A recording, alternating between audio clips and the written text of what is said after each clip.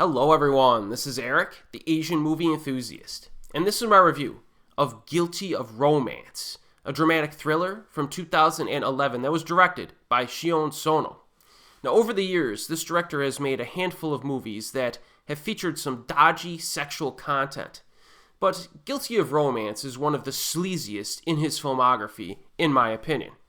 Now the first time I watched this movie, it was the international cut that had a runtime of 1 hour and 53 minutes. This review is of the Japanese cut that clocks in at 2 hours and 24 minutes. Now the following plot synopsis was taken from Slant Magazine. Part of filmmaker Sion Sono's Hate trilogy, Guilty of Romance follows the sexual awakening of Izumi, a mix of geisha, Jeanne Dielman, and Stepford wife. She's married to a famous Japanese novelist who expects her to place his slippers in the same exact spot every morning, keep a readily available stock of Savon de Marseille soap, and sit motionless on the couch while he reads.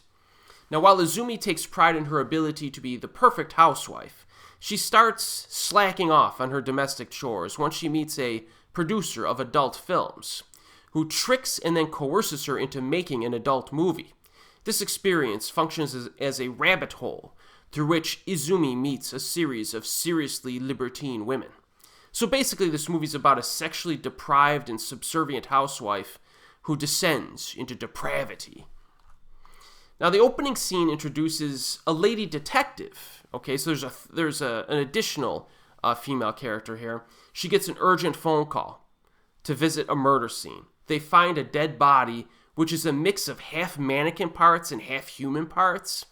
The vibe in this opening scene almost feels like a serial killer movie, actually, but it's merely a subplot for the film as a whole. As a viewer, however, you do expect this dead body to somehow tie into the main storyline. Now, in addition, we do follow the lady detective, her investigation, and a bit of her family life.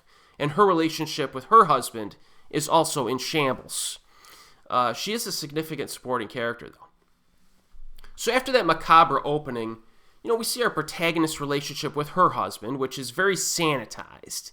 The film does a good job of showing her married life as being very stiff, dull, almost claustrophobic.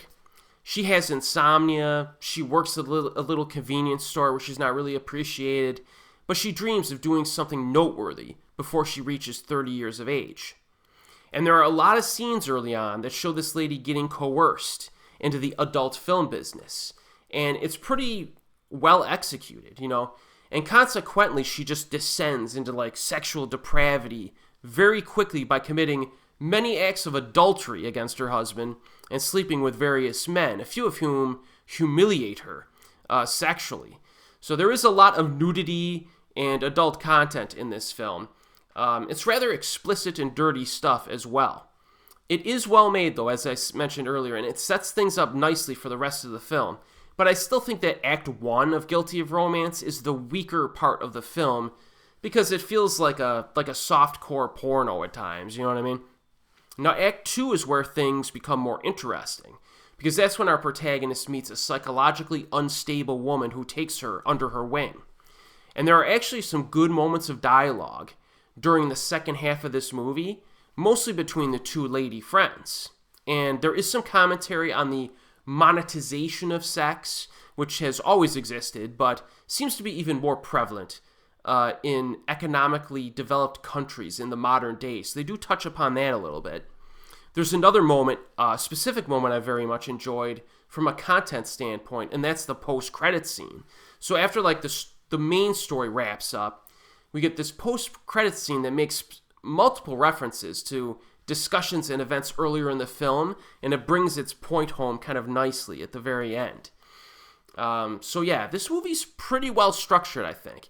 The actresses turn in some very good performances.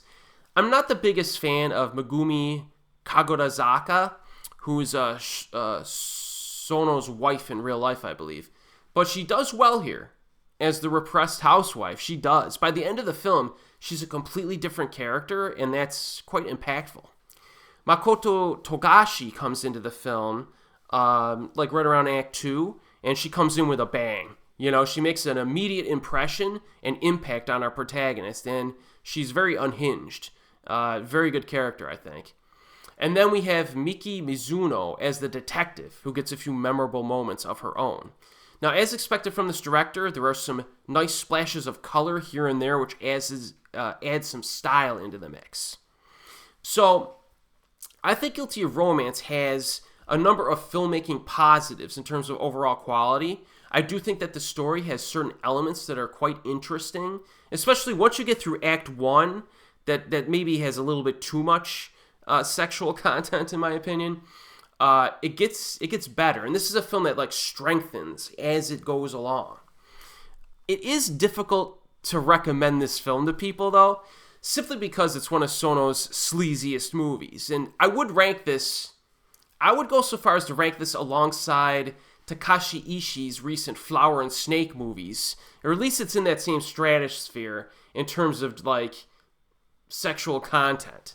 However, Guilty of Romance has a better story, a more interesting story than those films. So, bottom line, if you can handle inappropriate, sexually charged cinema, give this one a shot. Now, in terms of availability, there's a solid Region A release available from Olive Films, which includes both the international and the Japanese cuts of the film. Now, again, I haven't seen the international cut in years, so I just recently watched the Japanese cut for this review, and I did like the pacing of it. I did. Maybe I should revisit the international cut, though, because if they were able to compact Act 1 a little bit, it might be a little bit stronger. But you let me know what you think of this film and if you prefer one of the two cuts.